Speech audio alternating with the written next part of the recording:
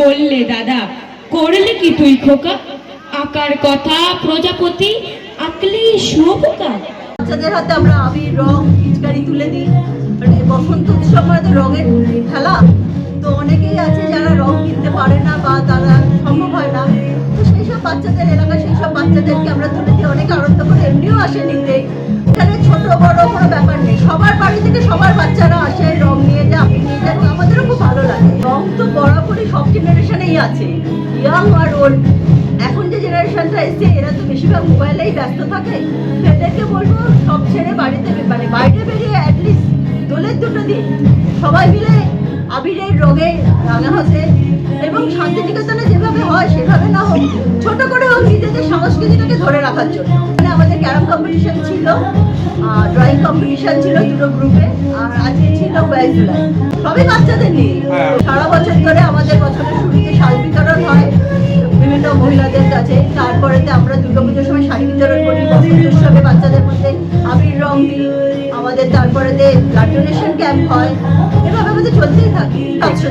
700 জন বাচ্চাকে আমরা gift hamper দিচ্ছি, তাছাড়াও বিভিন্ন প্রোগ্রাম হচ্ছে, সেখানেও বাচ্চারা প্রচুর বাচ্চা পার্টিসিপেট করছে, প্রায় 50 জন বাচ্চা নাচ গানেতেই আছে, আবৃত্তি আছে। তারপর বসন্ত স্মৃতি রক্ষা কমিটি সবসময় মানুষের পাশে ছিল, আছে, থাকবে, এবং আগামী দিনে যার যখন যার যে কোনো প্রয়োজনে আমরা সবসময় পাশে আছি। আমরা কোভিডের সময় পাশে ছিলাম, সবাই জানে এলাকাবাসীরা যে কোভিডের সময় আমরা কীভাবে তাদের পাশে ছিলাম, কীভাবে আমরা স্যানিটাইজ থেকে আরম্ভ করে খাবার ডিস্ট্রিবিউশন থেকে আরম্ভ করে মেডিসিন থেকে আরম্ভ করে হসপিটালাইজেশন থেকে আরম্ভ করে সব কিছু আমরা মানুষের পাশে থেকেছি, করেছি।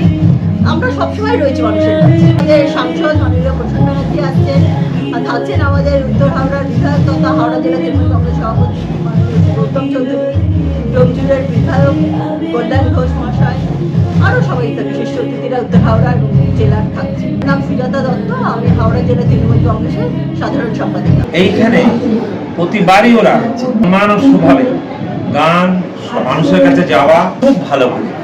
বাবা ছিলেন যেরকম ভালো, আর ততক্ষণ ছেলে মেয়েরা কিন্তু সঙ্গে থাকে। আর ছোট মেয়ে তো দুর্দান্ত, ক্ষেতের গায়ে রাস্তার ধারে ও যে খাইয়ে দেয়, এত ভালো মেয়ে ভাবা যায় না। এইসব মেয়েরা আমাদের দলে হওয়া দরকার। আমাদের আছে তারা, কিন্তু তাদের সামনে আনা হচ্ছে। সবাই হিরো তো না, ভালো মেয়ে। আমি ওকে এতটুকু তোকে দেখেছি বাইরে, এরকম ব্যাপার।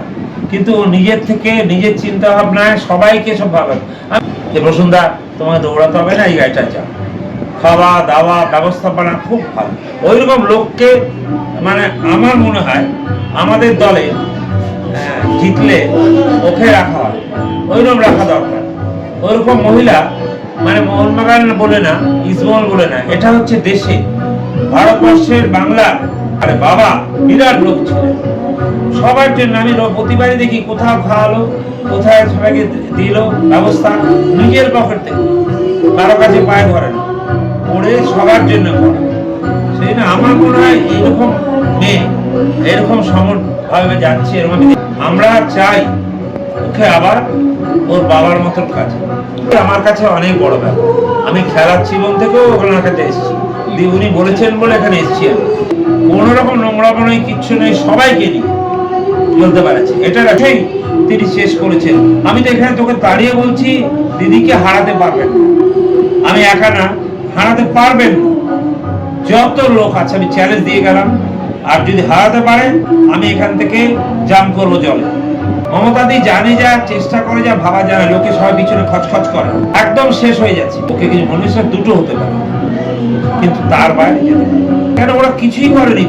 তো আমরা তো সব করছি, গালাগালিটা হলেও আমরা কিছু বলছি না যে দাদা এইভাবে শুভেন্দুবাবু নোংরামি করছে, ওই শুভেন্দুবাবু এরকম করছে, গালাগালি দিচ্ছে। আমার ভাই চুপ করে যা, তোরা ভালো ছেলে, গালাগালি কিছু ব্যাপার পারবে না।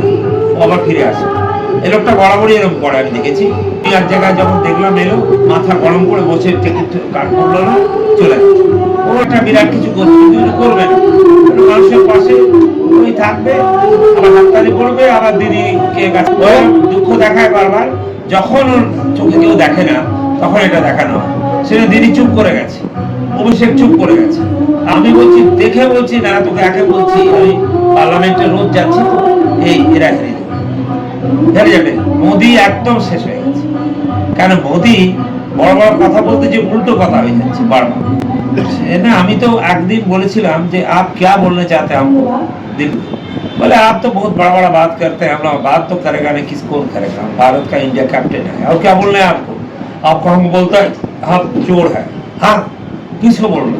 और आप लोग देखिए अच्छा नहीं किया प्रसून जी, आप बहुत बड़ा प्लेयर है, आपको प्यार करता हम लोग, छोड़ दीजिए, हम आज आपको बता इतना खराब करने शुरू একদম বাজে কাজ করছে বাঙালিকে, একদম চোখে দেখেছি, আমার তো হাত বাড়ার ক্ষমতা নেই ওইসব জায়গায়, তাহলে মারতাম।